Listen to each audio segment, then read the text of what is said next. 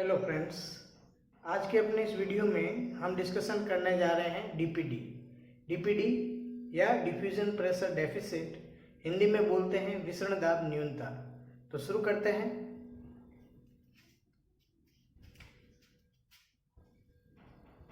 DPD और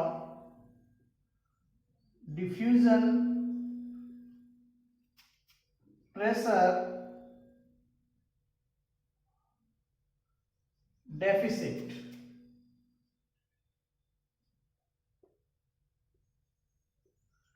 diffusion pressure deficit या हिंदी में विसरण दाब न्यूनता। परिभाषा से चलेंगे कि डीपीडी कहते किसे हैं। सबसे पहले तो DPD it is the reduction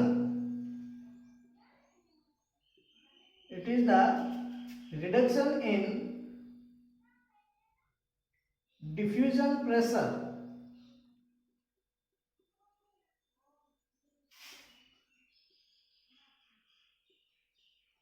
of a solution in comparison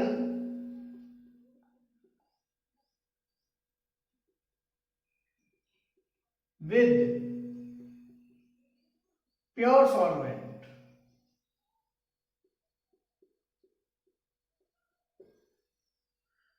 ठीक है ना। तो DPD is the reduction in diffusion pressure of A solution in comparison with pure solvent. ठीक है ना। तो किसी प्योर सॉल्वेंट, बायोलॉजिकल सिस्टम में प्योर सॉल्वेंट क्या होगा? सॉल्वेंट जो होता है वो हमेशा वाटर होता है। ठीक है ना। तो प्योर वाटर के रेफरेंस में, वो प्योर वाटर के कंपैरिजन में किसी सॉल्यूशन के अंदर जो डिफ्यूजन प्रेशर की जो कमी है, उस कमी को हम डिफ्यूजन प्रेशर डेफिसिट या विसरण दाब न्यूनता कहते हैं। ठीक है। हिंदी में कहें तो शुद्ध विलायक की तुलना में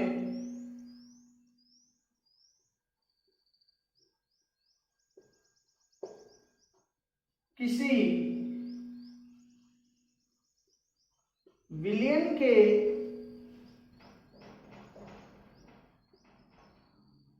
विसरण दाब में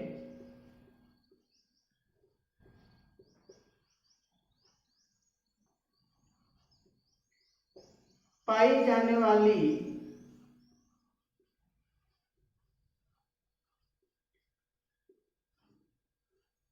कमी को क्या बोलेंगे? विसरण दाब न्यूनता।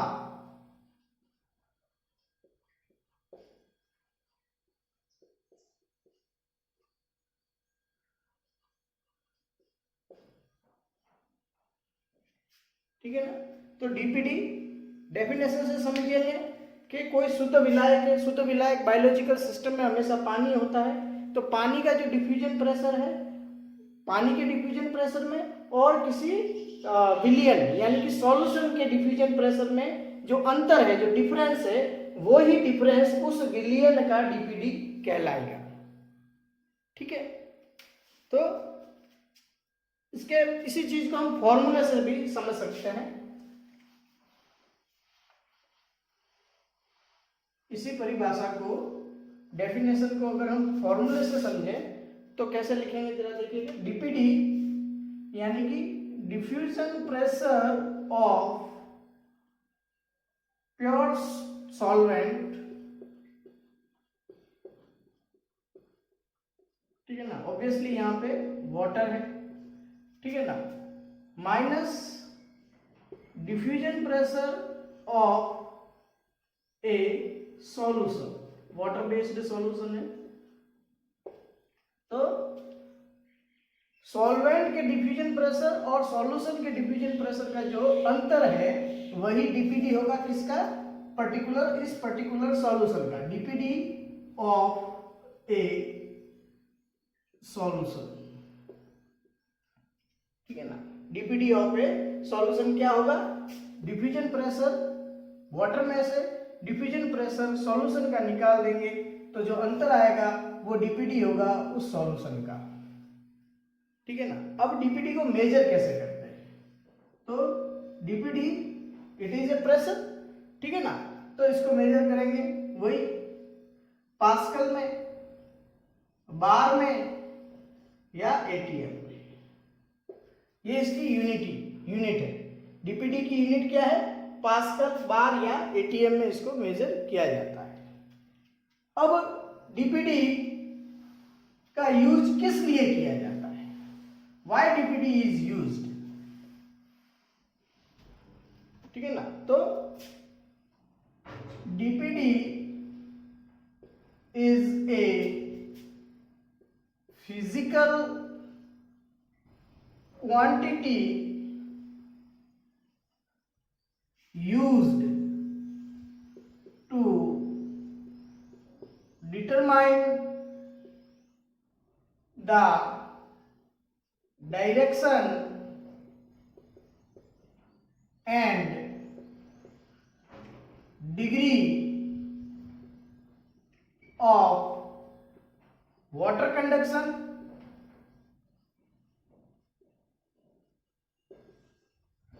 between related biological systems, जो रिलेटेड है एक दूसरे के साथ में, एक दूसरे से संबंधित है, उन बायोलॉजिकल सिस्टम के अंदर वाटर कंडक्शन का डायरेक्शन और डिग्री को मेजर करने के लिए फिजिकल क्वांटिटी जो यूज की जाती है वो डीपीडी है या वाटर पोटेंशियल है।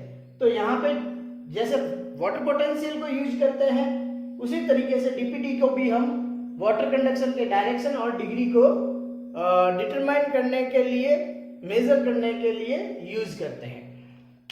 तो वाटर कंडक्शन का डायरेक्शन क्या होगा अकॉर्डिंग टू डीपीडी, डीपीडी के हिसाब से हमेशा वाटर कंडक्शन जो होगा लो डीपीडी टू हाई डीपीडी होगा।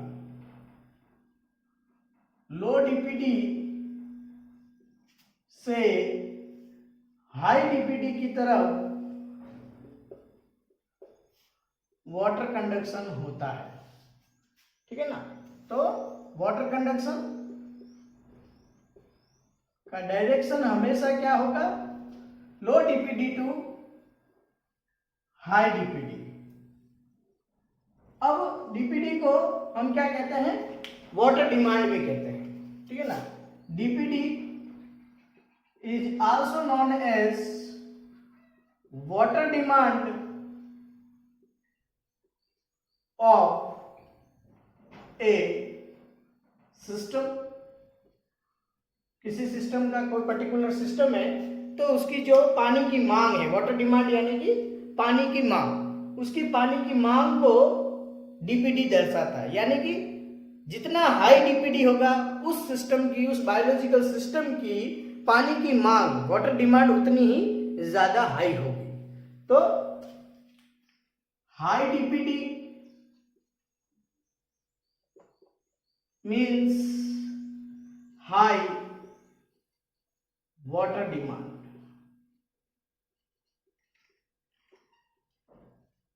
और लो डीपीडी तो लो वाटर डिमांड।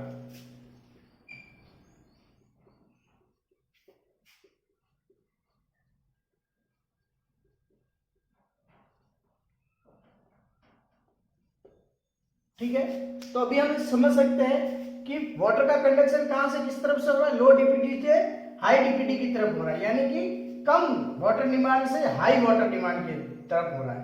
यानी कि अगर दो सिस्टम है, मान लीजिए कि दो सिस्टम है A and B and both are connected to each other, एक दूसरे से संबंधित है, जुड़े हुए हैं, तो वाटर कंडक्शन किस डायरेक्शन में होगा, हाई डिमांड जहां पानी का है उस तरफ होगा, कम डिमांड पानी की तरफ से हाई डिमांड पानी की तरफ वाटर कंडक्शन होता है। ठीक है ना, यही डीपीडी बताता है। ठीक है, अब डीपीडी का ऑस्मोटिक प्रेशर और टर्गर प्रेशर के साथ में क्या रिलेशन है उसको समझेंगे।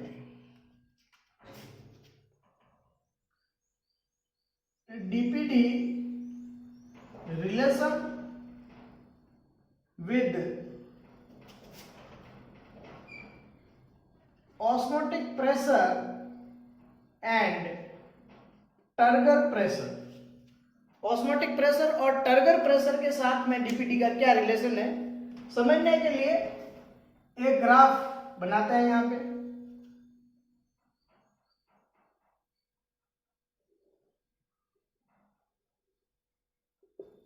ठीक है ना, सपोज यहां पे एक ग्राफ है और ग्राफ के राइट हैंड साइड में इस तरफ, मेरे राइट हैंड साइड में यहां पर जो सेल है वो टर्जिड है। ठीक है ना, टर्जिड सेल का मतलब जो ऐसी सेल जो पानी से भरी हुई है। ठीक है ना, हिंदी में बोलते हैं इसको स्फीत कोशिका। स्फीत कोशिका, ठीक है ना, टर्जिड सेल यानी कि स्फीत कोशिका है। और मेरे लेफ्ट हैंड साइड की तरफ क्या है, फ्लैसिड सेल है। फ्लैसिड सेल यानी कि जो पानी से खाली है, उसमें पानी नहीं है या मिनिमम पानी है। ठीक है ना, flaccid cell. Flaccid cell Hindi में कहेंगे स्लथ, स्लथ कोशिका।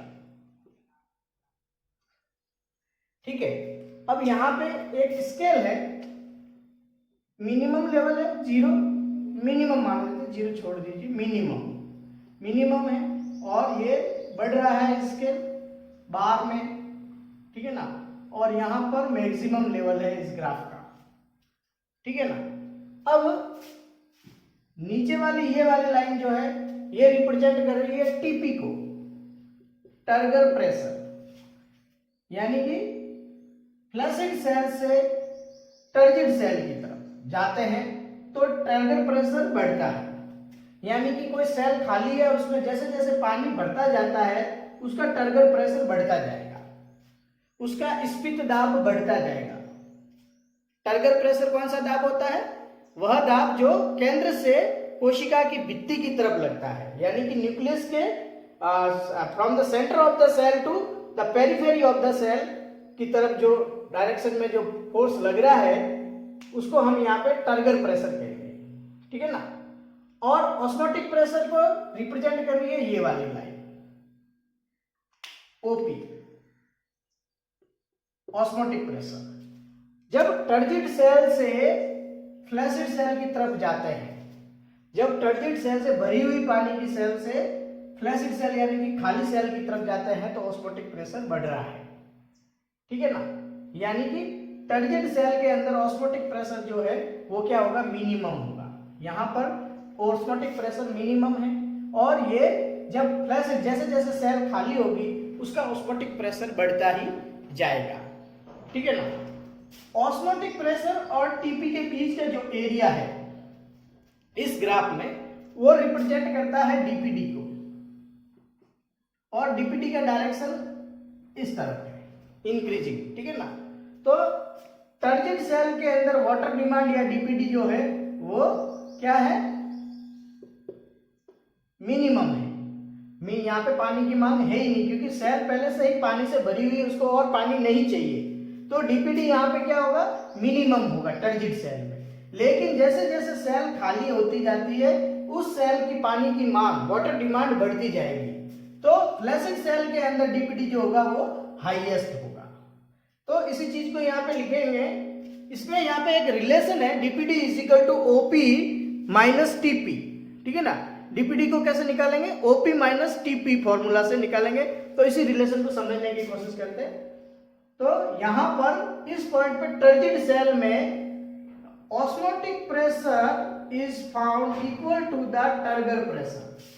टर्गर प्रेशर और ऑस्मोटिक प्रेशर का वैल्यू यहाँ पे समान है। हालांकि यहाँ पे हम ऑस्मोटिक प्रेशर जो अपने मिनिमम लेवल पर है और टर्गर प्रेशर जो है अपने मैक्सिमम लेवल पर है, ठीक है ना, ये अलग बात है कि टर्गर प्रेशर मैक्सिमम है, ऑस्मोटिक प्रेशर मिनिमम है, बट इन दोनों की वैल्यू बराबर है टर्जिड सेल में, ठीक है ना।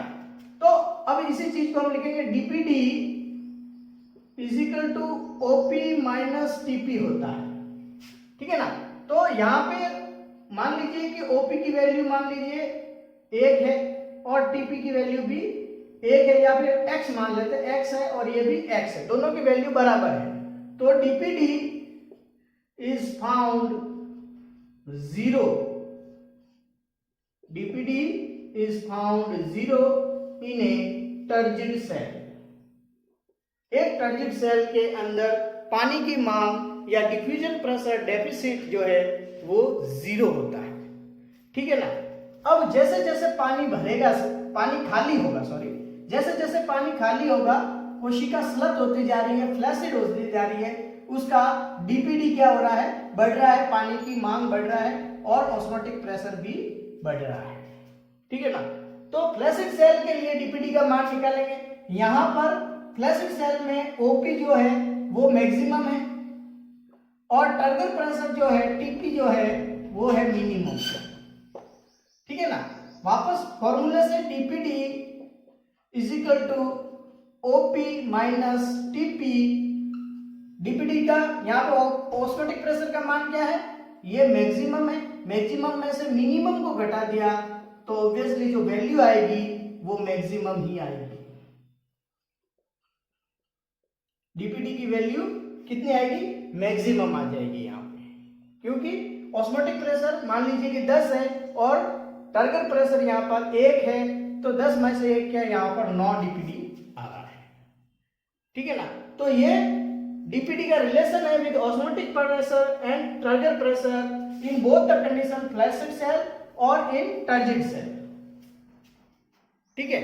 इसके बाद में एक और रिलेशन है डीपीडी का रिलेशन वाटर पोटेंशियल के साथ में क्या है उसको समझने की कोशिश करते हैं।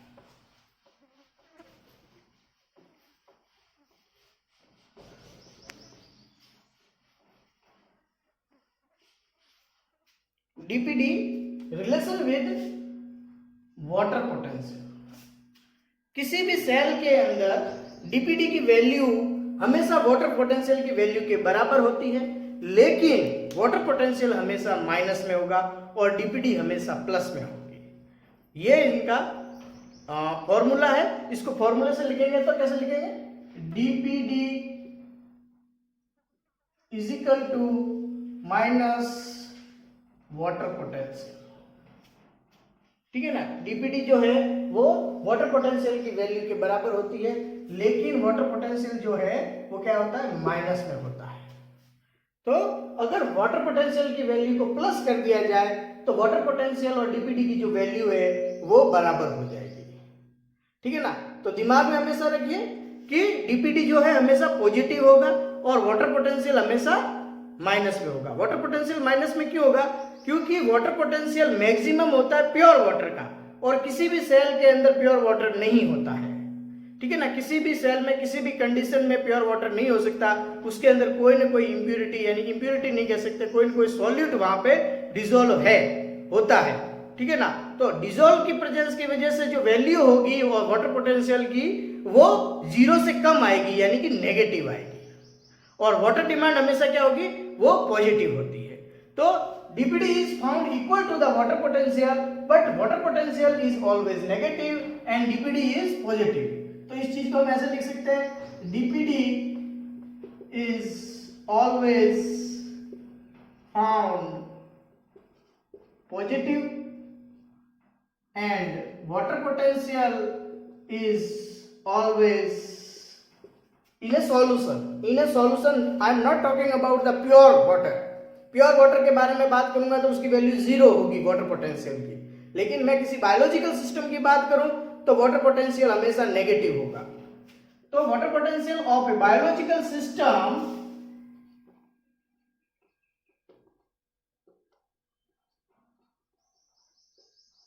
is always found negative. ठीक है ना।